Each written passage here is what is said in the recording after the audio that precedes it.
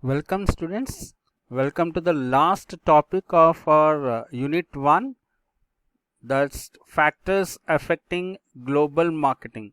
So in this particular class we are going to look into the global marketing environment, and among the global marketing environment we'll find out those particular factors that are going to affect our global marketing. So let's start our class. So now this particular diagram gives us a clear glimpse. It gives us a clear picture as to what are the factors that are affecting. So broadly speaking, global marketing environment we divide into micro environment and macro environment. We also have internal and external. Now that's in a different context, but here we have micro environment and macro environment.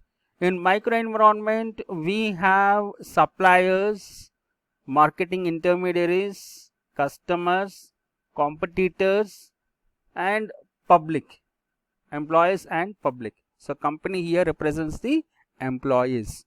So suppliers are those particular people who are supplying us a raw material. In global marketing, the supplier can be from any part of the world. Next is marketing intermediaries. Today the marketing intermediaries are not confined to the national boundaries. We have the channels, distribution channels and logistics working out in different parts of the world. And customer is the global customer. He is present around the world, not just confined to domestic country.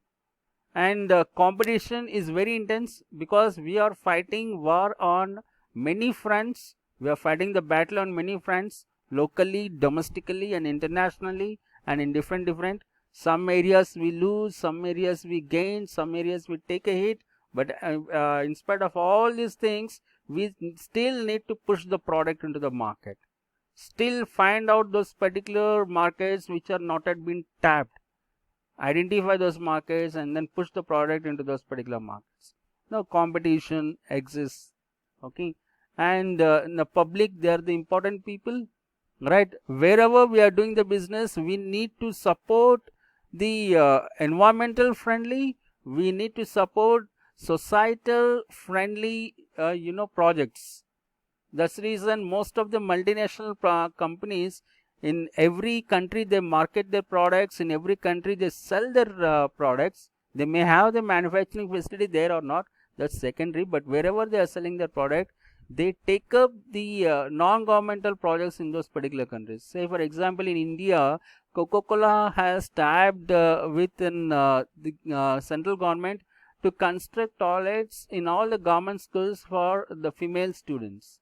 So they got in touch with the various state governments and then they started constructing toilets for the female students in government owned schools. So like this they take up number of products, then all these things they come under this particular public. So macro environment we have them.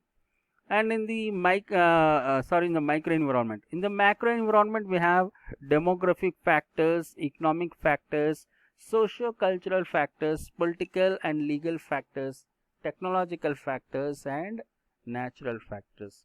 Now let us see each of the macro environmental factors in detail. So micro environmental factors, as discussed, we have suppliers, marketing intermediaries, so nothing but the channel members, customers, competitors and public. Now coming to macro environmental factors.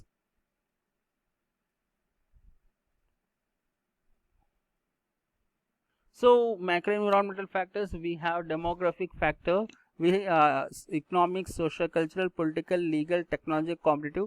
All these things are covered in the syllabus excepting for demographic environment and natural environment, the first and the last. Demographic environment basically deals with demography. Demography is the study of population. Study of population is known as demography. Now why we need to study population? Study of population gives us number of opportunities. It helps us to know about that particular country. India is one of the youngest country in the world with the average age of an Indian being 24 years. So even after another 30 years or 40 years, we still have this particular productive population in this particular part of the world. So every year millions of babies are being born, and the number of abortions are very less in our country, right? Okay, so here in case of India, we have got this particular huge talented and working skilled population. Right, so all such things, whether depending on the demographic factors also, multinational companies decide whether to enter into those particular countries or not to enter.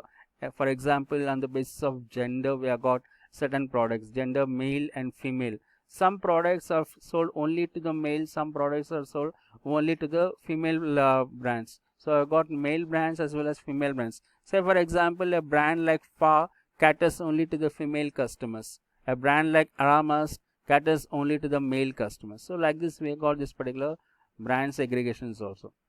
Okay, now let's get into the to our topics that we have in the syllabus. So we'll start off with economic environmental factors, right? So the economic environmental factor has got a major impact on the business since it affects the patterns of supply and demand. So when I mean by economic environment, I mean three important factors that vastly influence the economic environment. They are economic systems, economic policies, and economic conditions.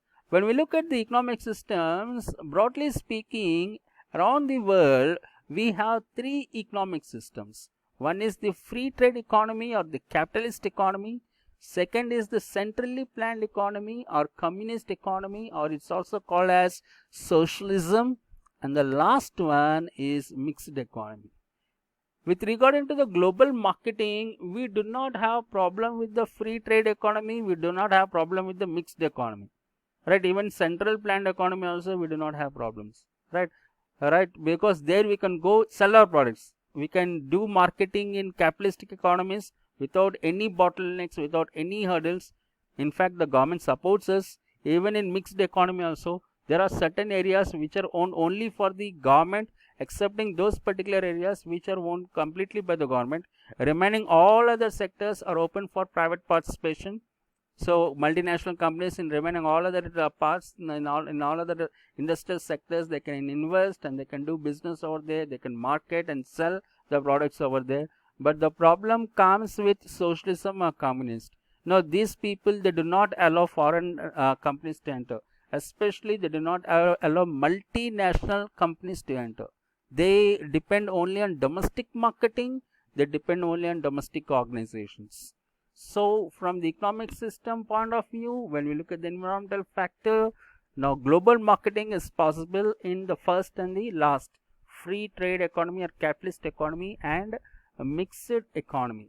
Next is our economic policies. When we look economic policies from our country point of view, from India point of view, in India we majorly have two policies, and these particular policies are monetary policy and fiscal policy. Right? Now why these economic policies are important? Because the survival of a business organization or the survival of a multinational company depends on how it reacts and responds to the policies, to the government policies, namely monetary and fiscal policy. Monetary policy deals with the supply and demand of money circulation in an economy. Right? Now the supply and demand of money circulation is decided by the interest rates, and we have certain tools like SLR, statutory liquid ratio, CRR, cash reserve ratio, BR, bank rate, PLR, prime lending rate, repo rate, reverse repo rate. Now all these particular instruments of the monetary policy, they decide the circulation of money in an economy. Now that again is going to have impact on business organizations. So whether we know government is tightening the credit or government is loosening their credit. When government is tightening that credit, we'll have to be very cautious about the resources that you have got, especially the financial resources, and then put them only to the optimum, put them to full potential and use them very carefully. Right? And when government is loosening the credit, making the credit available to the organizations, then as a multinational organization, as a part of our global marketing, we can expand our markets. we can enter into new markets, we can invest money on advertising, we can invest money on other promotional things and all. Now similarly, the fiscal policy is also called as budget. It's nothing but the estimation of the income and expenditure from the government, right? In a country like India, the government expenditure is always higher than the government income, so we always have fiscal deficit. So here, since we have we have this particular fiscal deficit, now every year the prices keep rising. Now the problem is, when prices keep rising every year, can we catch up with them? Can we catch up with this particular prices? Can the common man catch up with this particular prices? Now that we'll have to think.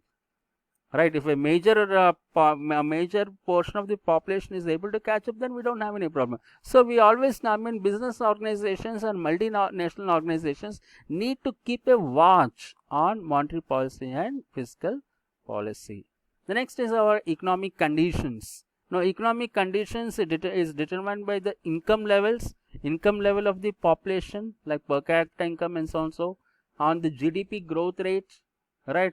How is the GDP growth rate? Say GDP growth rate above 5%. Above 5% GDP is very, very attractive.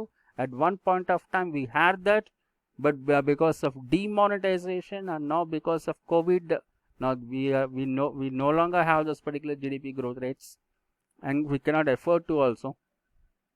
International trade, we are very good at this particular international trade. Balance of payments, at one point of time our balance of payments is in a very, very pathetic state. It was in shambles. Our economy almost crumbled because of mismanagement of balance of payments by various governments. But thankfully today, after liberalization, privatization, globalization has been introduced, now the current account is always in surplus. So is this particular capital account. So today we have got huge foreign fund reserves, forex reserves, right? We have got huge forex reserves there, and then run into billions of rupees, right? So that is a very good and very good picture. Currency fluctuations are happening. Previously they were very less. These days currency fluctuations are high. And the state of inflation is India keeps experiencing an inflation rate of 5% over a decade. So that's a healthy sign. So when we look at the economic condition, we are having a very good economic condition in our country, right? When we make a comparison with the other countries, we are far, far better. And economic policies, we have got very robust and very strong policies. So overall, the economic environment is very encouraging for global marketing, right? The economic environment tells that invites multinational organizations to come to India and sell their products here.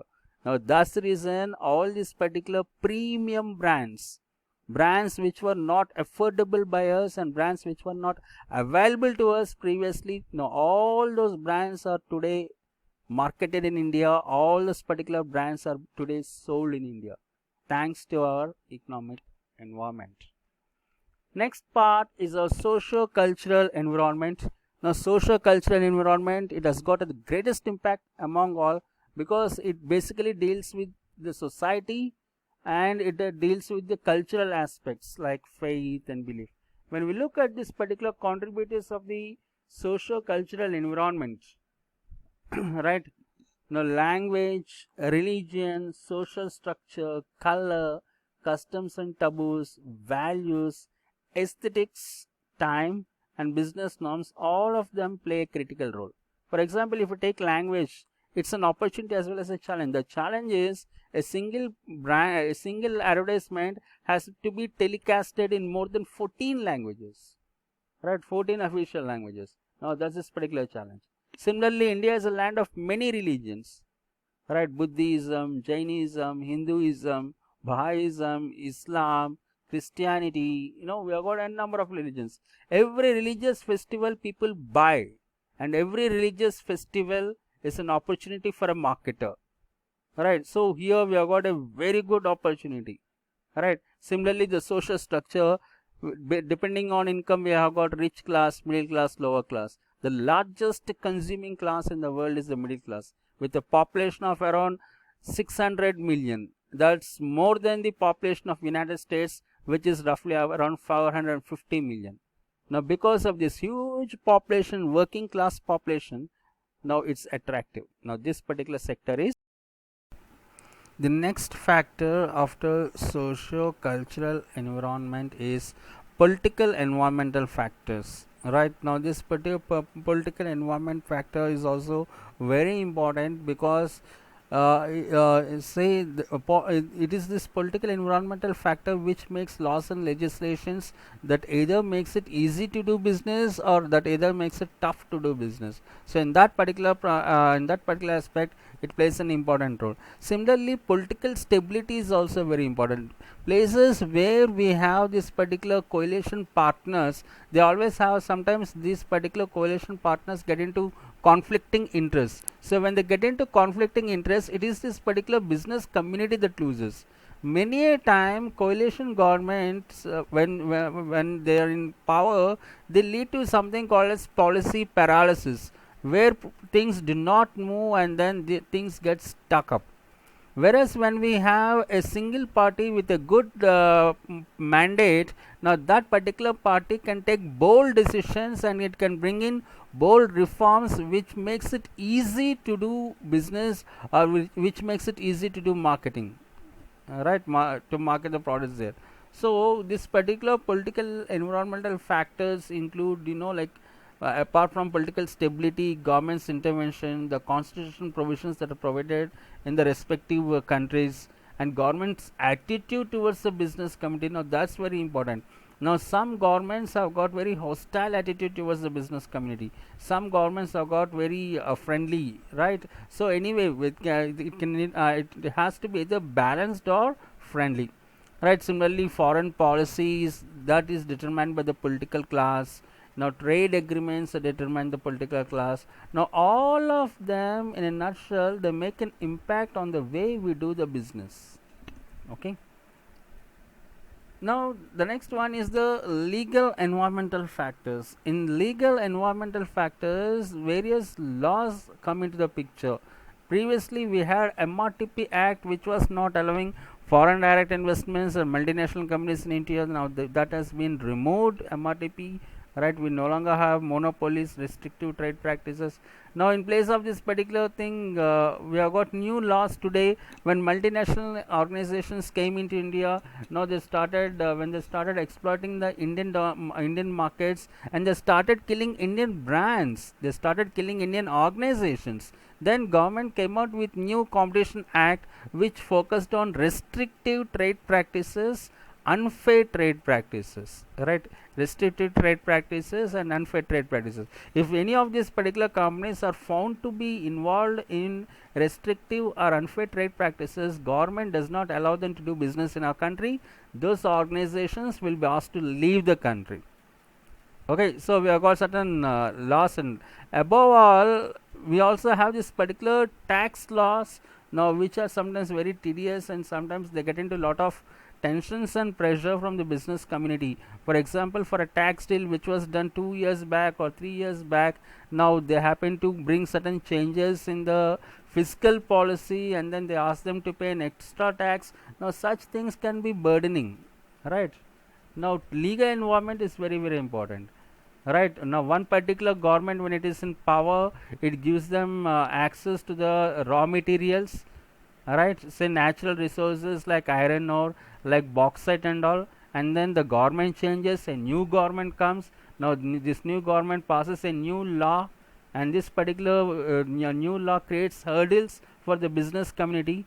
They will have to either wind up this particular business, or wait for years time, or wait for a new wait for the new political environment or political power to come into picture. So these particular things can be very tiring, and then this can be very discouraging also. So legal environment is one area which is like very cautiously we need to tread upon. Next is our technological factors. Now technological factors are no, all of us know that technology has impacted all the areas of marketing operations. Right now, today technological know-how, it has got a major impact.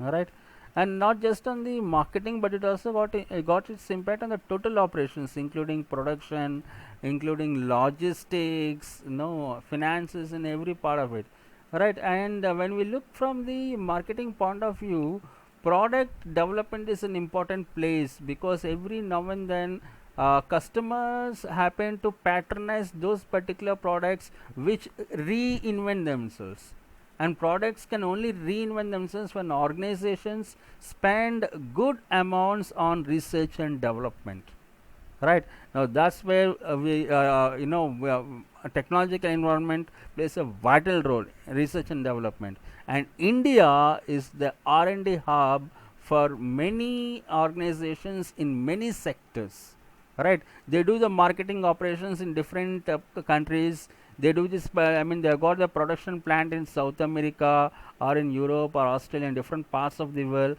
but the R&D will be located in India, right? Because we have got a good number of this particular scientists with good scientific thinking and scientific temper. That's the reason they happen to have this particular research and development center here, and it is this particular R&D firm, R&D arm, R&D wing of an organization which rolls out new products into the market, right? That particular concept of reinventing yourself or reinventing an organization, reinventing itself can happen only through this particular research and development. Similarly, new technologies, they create new markets, they create new opportunities, right? Okay, a new technology, a new, an organization, whoever, whichever organization comes up with new technology creating new markets, they'll have this particular first mover advantage. Till the competitors catch up, the entire market share belongs to them, the entire revenue belongs only to them, right? Now that particular first mover advantage an organization can have with this particular new technologies, right?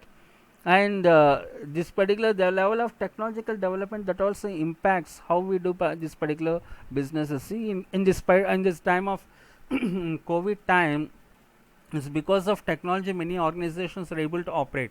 They are asking their employees to work from home. The concept of work from home across the industries, in different industries, now it stands only on the technological environment. Okay, so that's how technological environment is playing a very vital role, especially in our global marketing. And the last environmental factor is competitive environmental factor. In case of this particular competitive environmental factor, a global market should know certain things. A global market should be informed, it should be well informed about the nature of the competition that's existing, and who are the players in the competition, and what are the weapons that are used by the participants, by the competitors, right? And similarly, are there any competition regulations? Now certain organization, I mean certain countries do not entertain cartels, right? Now certain countries do not entertain lobbying. Okay, so such things will be there. So we need to know what are the competition regulations over there, right? Whether the nature of competition is monopolistic, it's duopoly, oligopoly, what is the nature, right? If it's a monopolistic, how many players? The more the number of players, wafer thin the margins. The less the number of players, now the the margins start getting bigger, start getting fatter, right? Similarly, under the competitive environment, organizations also need to have access to information, or they need to have knowledge of what are the competitor objectives, what are the competitor strategies, and how a competitor is reacting to certain patterns, and what is the reaction pattern of the competitors, and similarly competitors strengths and weaknesses, right? And we in case of an MNCs, multinational organizations, they have a full-time department, they have a set of employees who work on these particular areas day in and day out, right? Because competition is very competition exists in each and every industry, especially in the consumer industries, competition is very high. So there, these particular things will definitely help an organization to survive in the face of cutthroat competition. So with that, we come to an end of this particular lecture on factors affecting our global marketing. So we shall meet in the new class with a new topic from second unit. Till then, I wish all of you a pleasant time.